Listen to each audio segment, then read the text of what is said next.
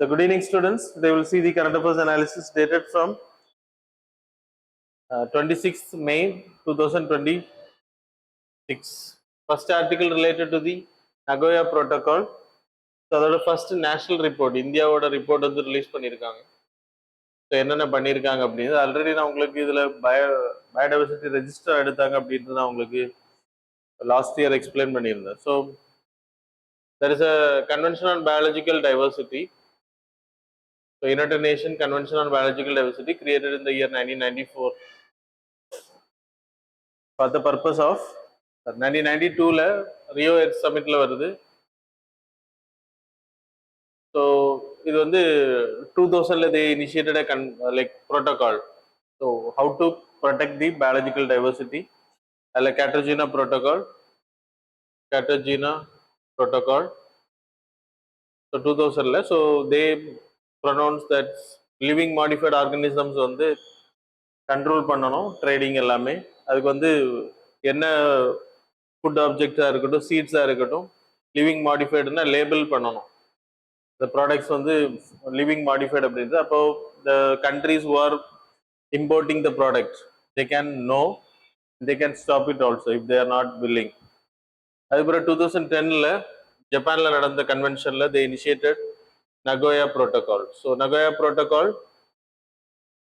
So living modified organisation இந்த கான்செப்டை இந்தியாவில் இம்ப்ளிமெண்ட் பண்ணக்கூடியது genetically engineering appraisal committee. So they use to implement.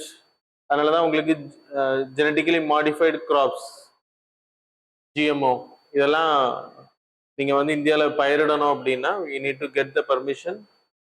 நம்ம லைக் சயின்டிஸ்ட் வந்து பண்ணக்கூடிய சீட்ஸை வந்துமே இவங்க அப்ரூவ் பண்ணதுக்கு பிறகு தான் ministry of environment forest climate change வந்து அப்ரூவ் பண்ணுவாங்க.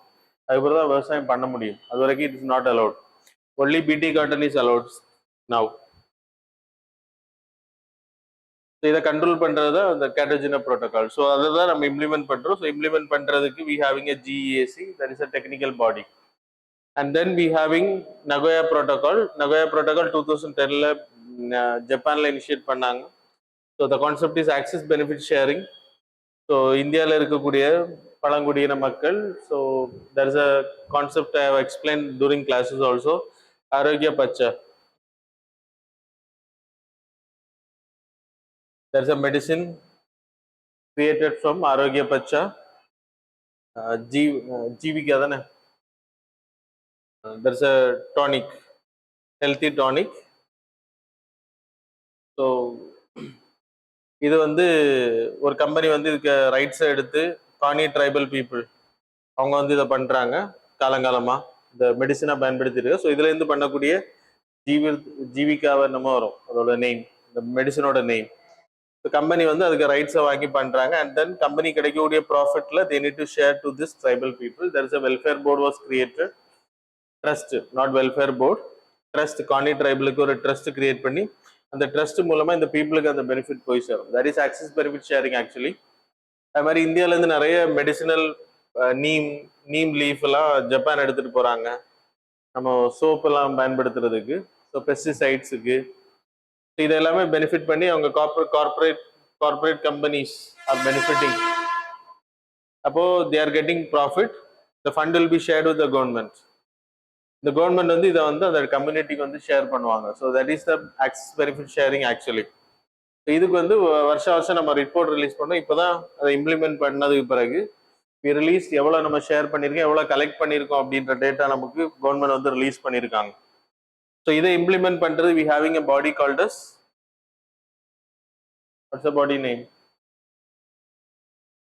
National Biodiversity Authority, headed by PM. Deputy chairperson வந்து Ministry of Environment, Forest, Climate Change. So that's about this. And then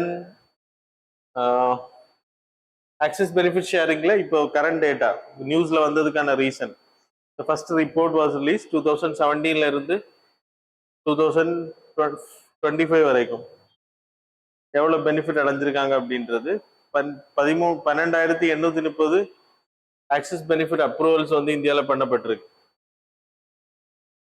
internationally we given certificate for 3556 trading பண்றதுக்கு. Revenue created நம்ம இதுல இருந்து வாங்கின revenue எவ்வளவுனா 216.31 கோடி இவ்வளவு வருஷத்துல.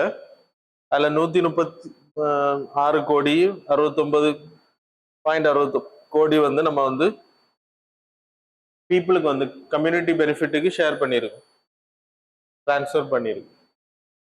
So it is very important for your examination. So இதை நீங்க நோட்ஸ்ல நீங்க அப்டேட் பண்ணிக்கலாம். இந்த டேட்டாவை நம்ம என்வரன்மெண்ட் நோட்ஸ்ல நீங்க அப்டேட் பண்ணி வச்சிருக்கீங்க. It will be useful. Otherwise it will be there in paper. No use of that. சரி, தென் மெம்ஃப்ளேஷன். மெம்ஃப்ளேஷன் அப்படின்றது ஒரு டேர்ம், இப்போ கரண்ட் டேர்ம். யூபிஎஸ்சி கரண்ட் இந்த டேர்ம்ஸ் எல்லாம் பயன்படுத்துறாங்க. So be careful. Over crowding, crowding out fund, அப்புறம்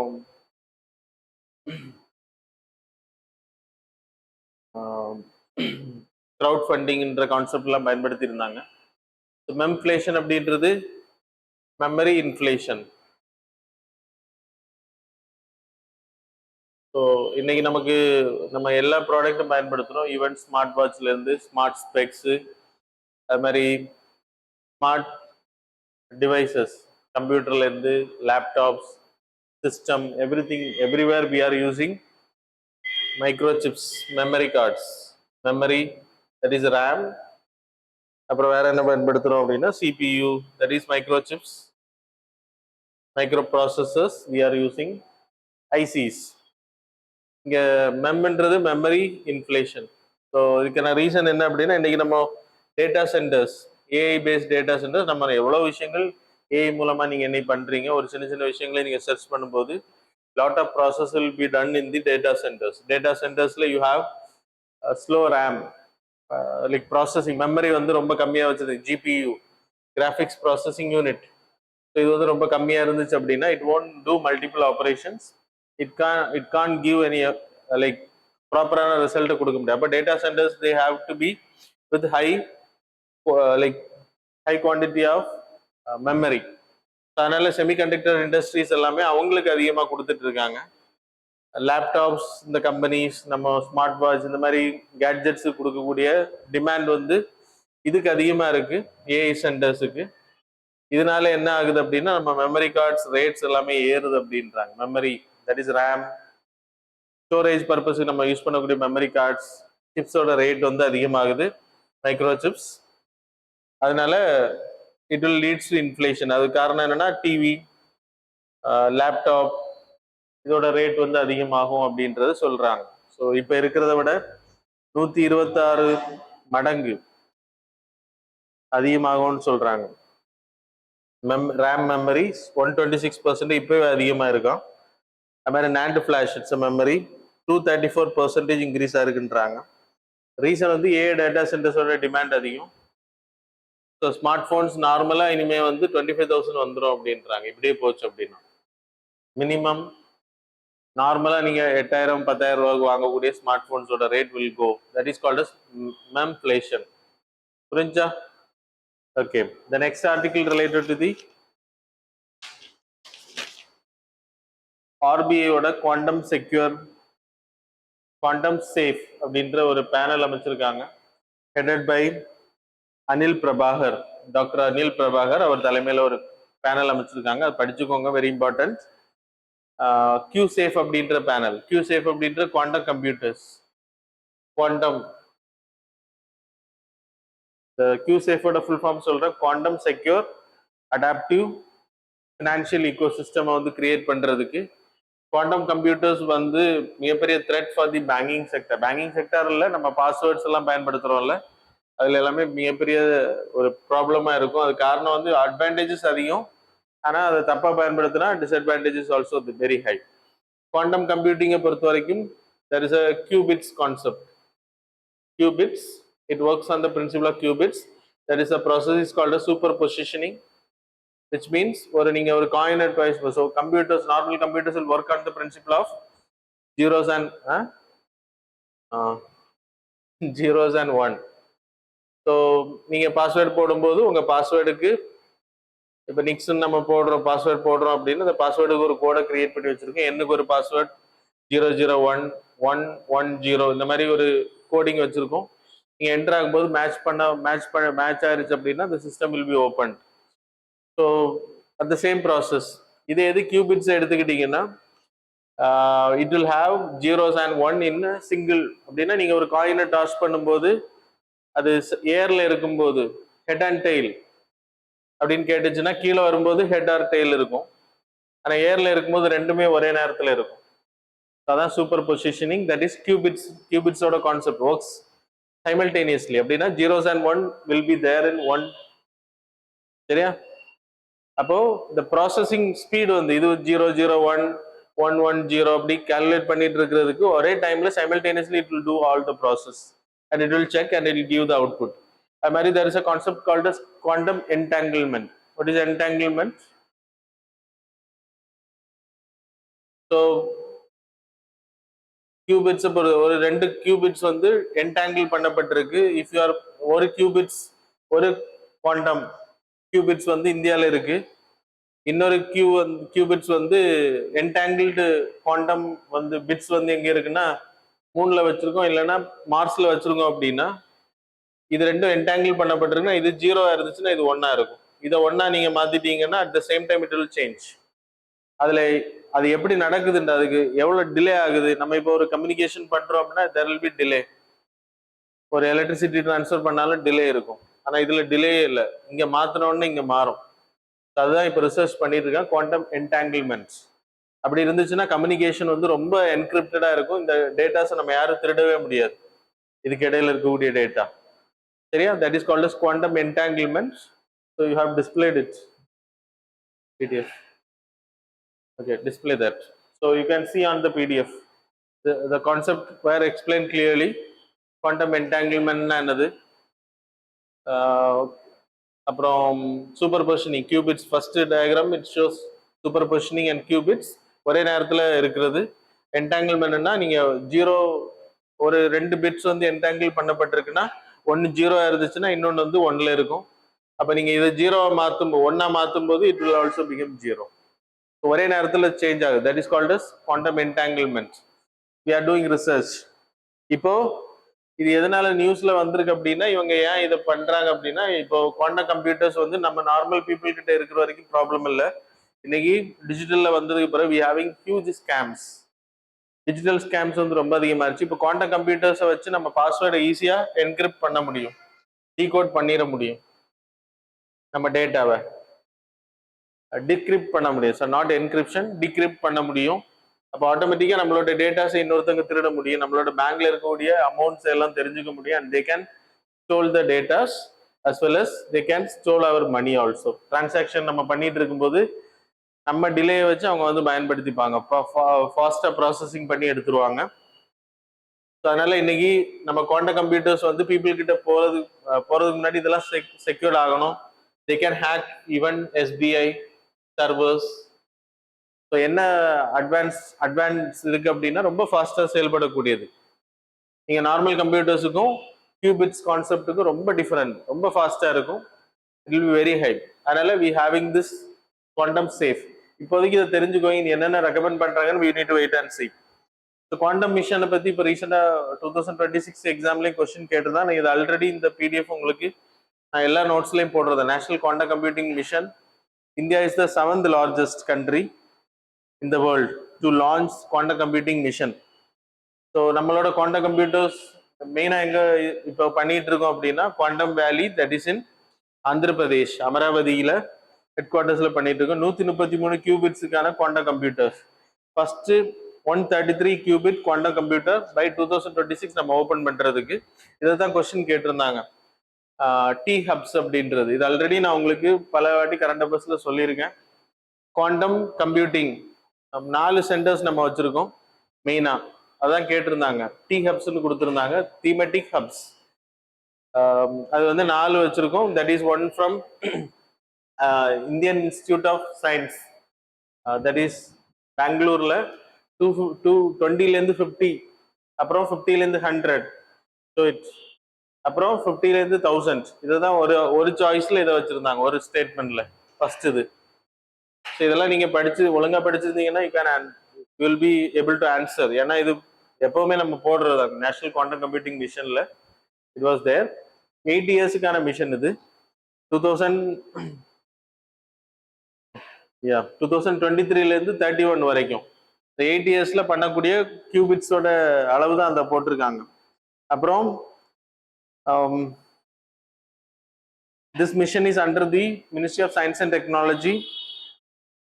There is a department called as PM, that is Prime Minister Scientific Technology Innovation Advisors Council.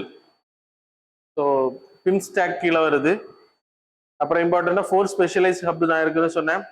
பெங்களூர்ல, ஐஐடி மெட்ராஸ், அப்புறம் IIT Bombay, IIT டெல்லியில 4 centres. இது important. இது வந்து நம்ம இப்போ பண்ணிட்டு இருக்கோம். லைக் குவாண்டம் கீ டிஸ்ட்ரிபியூஷன்ஸ், அப்புறம் quantum computer application labs we having. PM's Prime Minister Science and Technology Innovation Advisory Council is important. அது கீழே தான் அதுல 9 மிஷன் இருக்கு. அதுல ஒரு மிஷன் தான் இது quantum computing mission. Science and technology கீழே வருது. So these are the things you people need to study. So that's about this article. The next article, Wi-Fi 7. நம்ம இப்போ Wi-Fi 6 வந்து நம்ம இன்னும் யூஸ் பண்ணல, ஆனா யூஸ் பண்ண ஆரம்பிச்சிட்டாங்க. So that is 1.2 gigabits bytes per second. Wi-Fi பொறுத்த வரைக்கும் it's wireless fidelity. Wi-Fi 4, Wi-Fi 5 நம்ம 150 GBS ஸ்பீடு, MBPS ஸ்பீடு நம்ம இன்னைக்கு பயன்படுத்துறது 200 எல்லாம் மார்க்கெட்ல வந்துருச்சு. Wi-Fi 5 வந்துட்டு 866.7 MBPS ஸ்பீடு, 6 வந்துட்டு 1 Gbps ஸ்பீடு 1.2, 7 வந்துட்டு 2.9 Gbps ஸ்பீடு. அதுக்கான Wi-Fi ஃபிடிலிட்டின்றது ட்ரான்ஸ்ஃபர் ஆஃப் டேட்டா ஒரே நேரத்தில் மேக்ஸிமம் சேனல்ஸ். இன்னைக்கு நம்ம டிவி, லைக் Wi-Fi மொபைல்ஸ், வீட்டில் இருக்கக்கூடிய இன்டர்நெட் ஆஃப் திங்ஸ் எல்லாமே வந்து கனெக்ட் பண்ணி வச்சிருந்தோம் அப்படின்னா அது வந்து ஒரே நேரத்தில் ஸ்லோ இல்லாமல் ஒர்க் ஆகும் ஒரே ஸ்பீடில். அதுதான் இது 4K குவாம். அப்புறம் மல்டி லிங்க் கனெக்ஷன்ஸ் வந்து பண்ண முடியும். High output, ultra low latency. Latency வந்துன்னா நம்ம ஒரு விஷயத்த சர்ச் பண்ணும்போது எவ்வளோ நேரத்தில் அந்த டேட்டா கிடைக்குதுன்றது லேட்டன்சி. அது வந்து லோ லேட்டன்சியாக இருக்கும். அப்படின்னா ரொம்ப ஸ்பீடு கம்மியாக ஆக்சஸ் பண்ணி கொடுக்கும். So that's about this Wi-Fi. TP Link அப்படின்ற நிறுவனம் வந்து இப்போ லான்ச் பண்ணியிருக்காங்க. That's it came in news. Then ஆர்பிஐயோட டிவிடெண்ட். ஆர்பிஐ வந்து டிவிடெண்ட் கிட்டத்தட்ட 2.87 ட்ரில்லியன் கவர்மெண்ட்டுக்கு வந்து கொடுத்துருக்காங்க. ஆர்பிஐ வந்து பணம் சம்பாதிக்குது. எப்படி சம்பாதிக்கிறாங்க? ஆர்பிஐயோட ஓனர் யாருன்னா government. It's a government bank, central bank. They will earn money via profit by printing currencies. அதில் அவங்களுக்கு சார்ஜஸ் கிடைக்கும். அப்புறம் they will get money from forex reserve. அப்புறம் கவர்மெண்டோட பாண்ட் வந்து பிரிண்ட் பண்ணி அதை மேனேஜ் பண்ணும், அதுக்கு இன்ட்ரெஸ்ட் வரும், அதில் கிடைக்கும். அப்புறம் they used to deposit in foreign countries, central பேங்க்ஸில் டெபாசிட் பண்ணுவாங்க. அப்புறம் ஃபினான்ஷியல் கவர்மெண்ட் செக்யூரிட்டிஸ் வந்து வாங்குவாங்க. ப்ளஸ் யூஎஸோட ட்ரெஷரி பாண்ட்ஸ் அதில் வந்து இன்வெஸ்ட் பண்ணுவாங்க, ட்ரெஷரி பாண்ட்ஸ். அப்புறம் சென்ட்ரல் பேங்க், அப்புறம் ஃபாரின் செக்யூரிட்டிஸில் இன்வெஸ்ட் பண்ணுவாங்க. Foreign security, that is government செக்யூரிட்டிஸில் இன்வெஸ்ட் பண்ணுவாங்க. ஸோ இதுக்கு எல்லாமே அவங்களுக்கு தே வில் கெட் இன்ட்ரெஸ்ட், அந்த பணம். அப்புறம் தே having the huge market reserve, forex reserve இருக்கு. இன்னைக்கு நீங்க டாலர் வந்து அவங்கள்ட்ட 70 ரூபா 60 ரூபால உள்ள டைம்ல டாலர் இருக்கும். இன்னைக்கு நீங்க டாலர் எவ்வளவு விற்கிறீங்க? ஒரு டாலருக்கு 95, 96 வருது. அப்போ இன்னைக்கு அவங்க அந்த மார்க்கெட்ல அந்த டாலரை வித்தாங்க அப்படின்னா they will get 30 rupees extra comparing to the previous. அதுல அவங்களுக்கு ப்ராஃபிட் கிடைக்கும். Forex reserve maintain. அப்புறம் ரெப்போ ரேட்ல பேங்கு கடன் கொடுக்குறாங்க, ஓஎம்ஓ ஆப்ரேஷன்ஸ் பண்றாங்க, எம்எஸ்எஃப் பண்றாங்க, நிறைய எஸ்டிஎஃப் பண்றாங்க. இதுல எல்லாமே அவங்களுக்கு இன்ட்ரெஸ்ட் கிடைக்கும். இந்த இன்ட்ரெஸ்ட்டை வச்சு என்ன பண்றாங்க அப்படின்னா குளோபல் ஷாக்ஸ் வரும்போது பேங்க்ஸை காப்பாத்துறது, கண்டிஜென்சி பஃபர் ரிசர்வ் வச்சிருக்காங்க. இது எல்லாமே மெயின்டைன் பண்றாங்க. சிஆர்ஆர் அது வந்து அவங்கள்ட்ட இருக்கும், அதை சர்க்குலேட் பண்ணி அதுலேருந்து அவங்க வட்டி எடுப்பாங்க. ஸோ இதெல்லாமே அவங்களுக்கு பெனிஃபிட்ஸ். ஸோ இதுல வரக்கூடிய ப்ராஃபிட்ல அவங்களுக்கு ரிஸ்க்குள்ள பணத்தை வச்சுட்டு மீதி எல்லாத்தையுமே வந்து சென்ட்ரல் கவர்மெண்ட்டுக்கு வந்து ஒப்படைக்கணும். That is section 47 of the RBI ஆக்ட்ல it was mention. Section 47 of RBI act. அதுதான் இப்ப பண்ணியிருக்காங்க. ஏன்னா government is the owner, so dividend வந்து அவங்களுக்கு தான் கொடுக்கணும் 100%. அதுல ரிஸ்க் தவிர. So there are committees where recommending. முன்னாடி 2014-15 there is a economic capital framework committee was appointed. அவங்க ரெக்கமெண்ட் பண்றது how much RBI will retain அப்படின்னா எவ்வளவு வச்சிருக்கணும், எவ்வளவு டிரான்ஸ்ஃபர் பண்ணணும் அப்படின்றத சொல்லியிருந்தாங்க, எவ்வளவு பெர்சன்டேஜ். அதுக்கு பிறகு 2019 பீம் ஜலால் கமிட்டி பேங்கிங் அப்ளிகேஷன்ஸ்ல ஒன்று வரும், அதை ஞாபகம் வச்சுக்கோங்க. இது அடுத்த committee 2019 there is a committee. ஆர்பிஐயோட ரிசர்வ், ஆர்பிஐயோட ப்ராஃபிட்ல எவ்வளவு வந்து கவர்மெண்ட் ஷேர் பண்ணணும் அப்படின்றது அவங்க கொடுத்த ரெக்கமெண்டேஷன் தான் இப்போ நம்ம ஃபாலோ பண்றோம். So Bimal Jalan committee recommended for contingency buffer reserve. அது வந்து கண்டிப்பா அவங்க மெயின்டைன் பண்ணணும். அது போக இருக்கக்கூடிய எக்ஸஸா இருக்கக்கூடியதை they need to transfer. Excess அவங்க டிரான்ஸ்ஃபர் பண்ணிக்கலாம், மற்ற டிரான்ஸ்ஃபர் பண்ணக்கூடாது. So that's about this article. The next article and the final one, sample registration system. நம்ம இந்தியாவை பொறுத்த வரைக்கும் நம்ம பாப்புலேஷன் வந்து ஓல்ட் ஏஜ் பாப்புலேஷன் அதிகமாயிட்டு இருக்கு. அது கேரளா, தமிழ்நாடு போன்ற பாப்புலேஷன் இஸ் அன் எக்ஸாம்பிள் அப்படின்றது ஆர்டிகிள்ல சொல்றாங்க. So demographic rates. So samples registration சிஸ்டம்ன்றது RGR, register general of India கீழே, ஹோம் மினிஸ்ட்ரி கீழே இருக்கக்கூடிய ஒரு டேட்டா. நம்ம பிறக்கும்போது இறக்கும்போது நம்ம ரெஜிஸ்டர் பண்ணிக்கிறோம், ஃபெர்டிலிட்டி ரேட்டு இதெல்லாமே. And the people also will go and take survey. Census இல்லது, sample registration surveys difference. So இந்தியாவை பொறுத்தவரையும் we are in the 4th stage of demographic transition. நம்ம 3rd இருந்து 4th மூவ் ஆயிட்டு இருக்கும். ஸோ நிறைய ஸ்டேட்ஸ் வந்து 4th போயிட்டாங்க. what you are seeing the first stage, சுதந்திரம் அடைஞ்ச டைம்ல ஸ்டேஜ் 1ல இருந்தோம். That is birth rate is very high, death rate is also very high, so population is very less. And then stage 2ல birth rate வந்து நம்ம high, death ரேட்டை control பண்ண medicine இதெல்லாம் பண்ணதுனால நம்ம டெத் ரேட்டை வந்து கண்ட்ரோல் பண்ண முடிஞ்சிச்சு. So birth rate still continuous, population வந்து ரைஸ் ஆகிட்டே இருந்துச்சு. 3rd ஸ்டேஜில் பர்த் ரேட் வந்து டிக்ளைன் ஆக ஆரம்பிச்சு. Because we are using contraceptives like birth control measures எல்லாம் நம்ம பண்ணதுனால டெத் ரேட்டும் டிக்ளைன் ஆகுது, பர்த் ரேட்டும் டிக்ளைன் ஆகுது. ஆனால் ஃபால் தான் ஆரம்பிக்குதே தவிர பாப்புலேஷன் இஸ் எக்ஸ்ப்ளோடிங். அதுக்கு பிறகு now we are in the stage 4, that is population stagnate ஆக ஆரம்பிக்குது. what you are seeing, southern statesல எல்லாம் population ரொம்ப கம்மியாயிருச்சு, டோட்டல் ஃபெர்டிலிட்டி ரேட் எல்லாமே ரொம்ப கம்மியாயிருச்சு. அதான் நீங்க நான் உங்களுக்கு சொல்ல போறேன். க்ரூட் பர்த் ரேட், நம்ம இந்தியாவை பொறுத்த வரைக்கும் 1000 பாப்புலேஷன் இருக்குன்னா அதுல வந்து பர்த் ரேட் எடுத்துன்னா 18.3% நம்மளோட பர்த் ரேட். அது மாதிரி டெத் ரேட் எடுத்துன்னா 1000 பாப்புலேஷன் 6.4 டெத் இருக்கு அப்படின்றாங்க. அது மாதிரி TFR rate, total fertility rate வந்து 1.9 ஆல் ஓவர் இந்தியா. ஆனால் பீகார், யூபி போன்ற மாநிலங்கள் வந்து ரொம்ப அதிகமாக இருக்கும், 2.43 எல்லாம் இருக்காங்க. தென் ரீப்ளேஸ்மெண்ட், டோட்டல் ரீப்ளேஸ்மெண்ட் ரேட்டை விட நம்ம கம்மி வந்துட்டோம். 2.1 is the replacement rate. Infant mortality rate வந்து 1000 லைவ் பர்த்தில் 24 சில்ட்ரன்ஸ் வந்து இறந்து போறாங்க. லைஃப் எக்ஸ்பெக்டன்சி வந்து 72, 67 இருந்து இப்போ 72 மாறிடுச்சு. மீடியன் ஏஜ், ஒரு நார்மலா ஒரு வயசு வரைக்கும் மக்கள் வந்து சர்வை ஆகுறாங்கன்னா 29.2 ஏஜ் வரைக்கும் மீடியன் ஏஜா இருக்காங்க. ஸோ டெமோகிராஃபிக் டிவிடெண்ட் எடுத்துக்கிட்டீங்கன்னா இந்தியா வந்து 370 இருந்து 380 million young population is there. 15 இருந்து 29, 65% பாப்புலேஷன் வந்து 35 ஏஜுக்குள்ளாடி இருக்காங்க. மொத்தம் இந்தியாவை பொறுத்த வரைக்கும் 65% பாப்புலேஷன் பிலோ 35 ஏஜ் பாப்புலேஷன். அப்போ 35 வந்து 35% ஓல்ட் ஏஜ் அப்படின்னா 35க்கு மேலே இருக்கிறவங்க.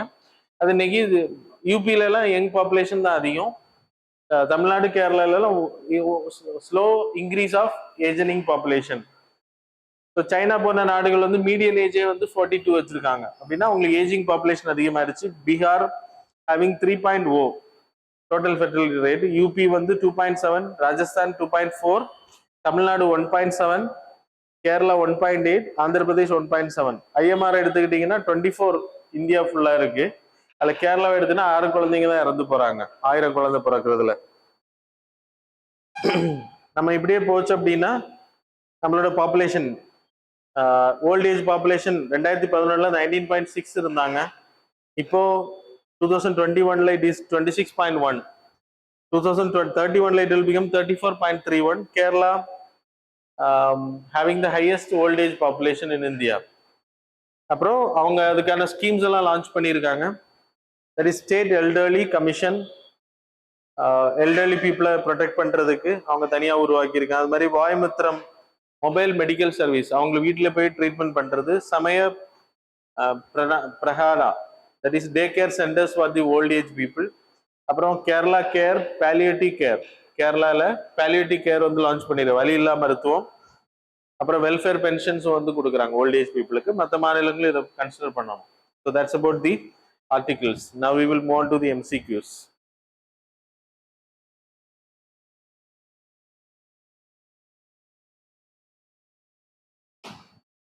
Question number 1 related to Public Accounts Committee. So consider the following statements. Statement number 1, the Union Cabinet Minister as Minister of State is strictly prohibited from being elected as a member of Public Accounts Committee. Statement number 2, the 22 member of the committee are nominated annually by Speaker of the Lok Sabha and the Chairman of the Rajya Sabha to ensure adequate representation of all political parties. Which of the states given above is are correct? Options are A, 1 only, B, 2 only, C, both, D, neither. Question number 2, with reference to the Unlawful Activities Prevention Act, consider the following statements. Statement number 1, National Investigation Agency is the investigating agency under UAPA. Statement number 2, UAPA was enacted after 2008 Mumbai attacks. Statement number 3, the act applies only to organizations and not to individuals. How many of these statements given above is are correct? These are not correct. Options are A, only 1, B, only 2, C, all the 3, D, none of the above. Question number 3, with reference to the Nordic countries, consider the following statements. Statement number 1, the term Nordic includes Denmark, Norway, Sweden, Finland, Iceland. Statement number 2, it also includes autonomous territories such as Greenland and Faroe Islands and the Åland Islands. Which of the statements given above is are correct? Options are A, 1 only, B, 2 only, C, both, D, neither. Question number 4, Cyprus is an island nation located in the Levante Basin. Statement number 2, it is located significantly closer to the mainland Greece than the Anatolian Peninsula. Statement number 3, it shares maritime borders with Turkey to its north and Syria to its east. So which of the statements given above is are correct? Options are A, 1, 2 and 3 only, B, 1 and 2 only, C, 2 and 3 only, D, none. Question number 5, consider the following statements regarding Quad. Statement number 1, it is a formal multilateral military alliance. Statement number 2, the grouping has a permanent administrative secretariat headquartered in Tokyo, Japan. Statement number 3, the first ever in-person Quad Leaders Summit was hosted in Washington, D.C. in 2021. How many of the statements given above is are correct? Options are A, only 1, B, only 2, C, all the 3, D, none of the above. So that's all. Now we will see the answers for the previous. Question number 1, answer is A. Question number 2, answer is B, C. Question number 3, answer is A. Question number 4, answer is A. Question number 5, answer is A. So that's all about the current affairs and MCQ. Thanks a lot for joining with us.